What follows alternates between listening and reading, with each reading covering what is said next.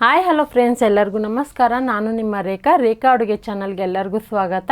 ಇವತ್ತೊಂದು evening snacks ಆಗಿ ಕಾಲಿಫ್ಲವರಲ್ಲಿ chilli recipe ಮಾಡೋದು ತೋರಿಸ್ಕೊಡ್ತೀನಿ. ಇದು ಕ್ರಿಸ್ಪಿಯಾಗಿ ತಿನ್ನೋದಕ್ಕೆ ಅಷ್ಟೇ ಟೇಸ್ಟಿಯಾಗಿರುತ್ತೆ. ಸೊ ಸಿಂಪಲ್ ರೆಸಿಪಿ, ಬ್ಯಾಚುಲರ್ ಕೂಡ ಈಸಿಯಾಗಿ ಮಾಡ್ಕೋಬೋದು. ಅಥವಾ ಹೊಸ್ದಾಗಿ ಏನಾದರೂ ಅಡುಗೆ ಟ್ರೈ ಮಾಡಬೇಕನ್ನೋರು ಕೂಡ ಈ ರೆಸಿಪಿನ ಟ್ರೈ ಮಾಡ್ಬೋದು, ಯಾಕಂದರೆ ಅಷ್ಟು ಚೆನ್ನಾಗಿರುತ್ತೆ.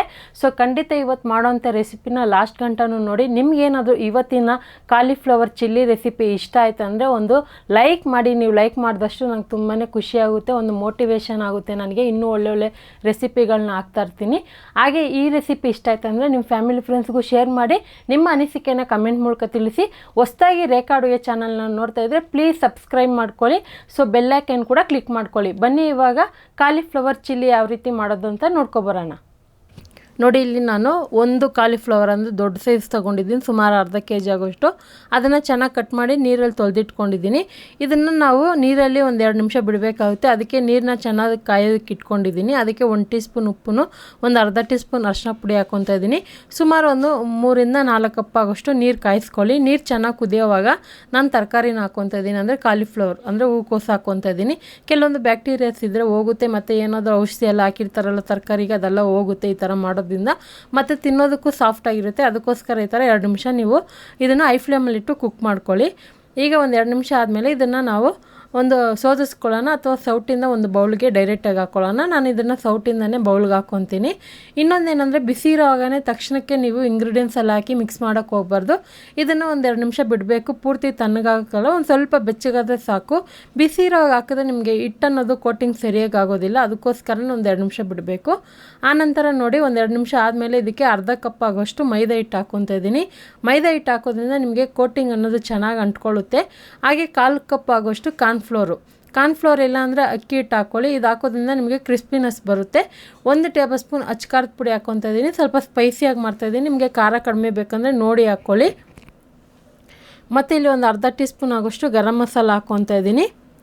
ಮತ್ತು ಇನ್ನೊಂದೇನೆಂದರೆ, ಇದಕ್ಕೆ ಫುಡ್ ಕಲರ್ ಕೂಡ ಹಾಕ್ಕೊತಾ ಇದ್ದೀನಿ. ಒಂದು ಸ್ಟ್ರೀಟ್ ಫುಡ್ಡಲ್ಲಿ ಸಿಗೋ ಥರನೇ ಟೇಸ್ಟ್ ಸಿಗಲಿ ಅಂದ್ಬಿಟ್ಟು ಒಂದು ಕಲರಾಗಿ ಯೂಸ್ ಮಾಡ್ತಾಯಿದ್ದೀನಿ. ಯಾವಾಗೋ ಒಂದು ಸರಿ ಯೂಸ್ ಮಾಡೋದ್ರಿಂದ ಏನೂ ಆಗೋದಿಲ್ಲ. ರುಚಿಗೆ ತಕ್ಕಷ್ಟು ಉಪ್ಪು ಮತ್ತು 1 ಟೀ ಸ್ಪೂನ್ ಶುಂಠಿ ಬೆಳ್ಳುಳ್ಳಿ ಪೇಸ್ಟ್ ಹಾಕ್ಕೊತಾ ಇದ್ದೀನಿ. ಇದೆಲ್ಲ ಹಾಕ್ಕೊಂಡು ನೋಡಿ, ಸ್ವಲ್ಪ ಫುಡ್ ಕಲರ್ ಹಾಕ್ಕೊತಾ ಇದ್ದೀನಿ, ರೆಡ್ದು. ಸೊ ನೋಡೋದಕ್ಕೆ ಒಂದು ರೆಡ್ಡಿಶ್ ಕಲರಾಗೇ ಇರುತ್ತೆ, ತಿನ್ನೋದಕ್ಕೂ ಚೆನ್ನಾಗಿರುತ್ತೆ. ಸೊ ಇದಕ್ಕೆ ನೀರನ್ನ ಯಾವ ರೀತಿ ಕಲಿಸ್ಕೋಬೇಕಂದ್ರೆ, ಸ್ವಲ್ಪನೇ ಹಾಕಿ ಕಲಿಸ್ಕೊಬೇಕು. ಫಸ್ಟು ಒಂದು ಸ್ವಲ್ಪ ಹಾಕಿ ಚಿಮ್ಮಿಸ್ಕೊಂಡು ಕಲಿಸ್ಕೊತಾ ಇದ್ದೀನಿ.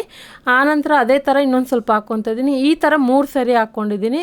ಜಾಸ್ತಿ ಹಾಕೋಕ್ಕೆ ಹೋದರೆ ನಿಮಗೆ ಹಿಟ್ಟು ಅನ್ನೋದು ತೆಳು ಬಂದ್ಬಿಡುತ್ತೆ, ಮತ್ತು ಆ ತರಕಾರಿಗೆ ಅಂಟೋದಿಲ್ಲ. ಅದಕ್ಕೋಸ್ಕರ ನೋಡ್ಕೊಂಡು ಕಲಿಸ್ಕೋಬೇಕು. ಬೇರೆ ತರಕಾರಿ ಆದರೆ ಪರವಾಗಿಲ್ಲ, ಇದು ಹೂಕೋಸು ಅನ್ನೋದ್ರಿಂದ ಇದು ಅಂಟ್ಕೊಳ್ಳೇಬೇಕು. ಮೇಯ್ನಾಗಿ ನಾವು ಹಾಕಿರೋಂಥ ಮಸಾಲೆ ಎಲ್ಲ ಅಂಟ್ಕೋಬೇಕು.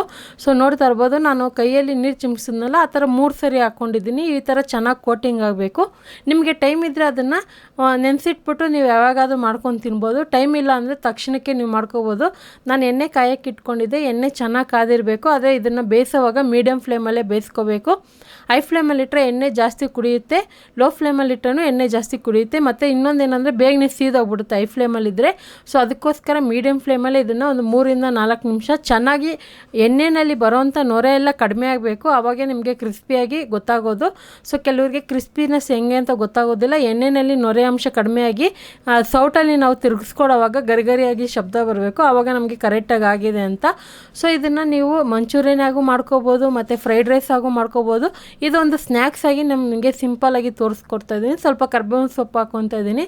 ಸೊ ಗೋಬಿನಲ್ಲಿ ಎಷ್ಟೋ ರೆಸಿಪಿಗಳು ಮಾಡ್ಬೋದು. ನನ್ನ ಚಾನಲಲ್ಲಿ ತುಂಬ ರೆಸಿಪಿ ಇದ್ದಾವೆ, ನೀವು ನೋಡಿಲ್ಲ ಅಂದರೆ ಒಂದು ಸರಿ ಚೆಕ್ ಮಾಡ್ಕೊಳ್ಳಿ. ಕರ್ಬೇವಿನ ಸೊಪ್ಪು ಹಾಕೋದ್ರಿಂದ ಒಂದು ಒಳ್ಳೆ ಫ್ಲೇವರ್ ಕೊಡುತ್ತೆ ಈ ರೆಸಿಪಿಗೆ. ತಿನ್ನೋದಕ್ಕೆ ಒಳ್ಳೆ ಮಜಾ ಇರುತ್ತೆ. ನೋಡಿ, ಬಿಸಿ ಬಿಸಿ ಇರೋವಾಗ ತಿಂದರೆ ನಿಮಗೆ ಗರಿಗರಿಯಾಗಿ ಫೀಲ್ ಆಗುತ್ತೆ, ಅಷ್ಟು ಚೆನ್ನಾಗಿರುತ್ತೆ. ಉಳಿದಿರೋದು ಇದೇ ರೀತಿ ಮಾಡ್ಕೊತೀನಿ.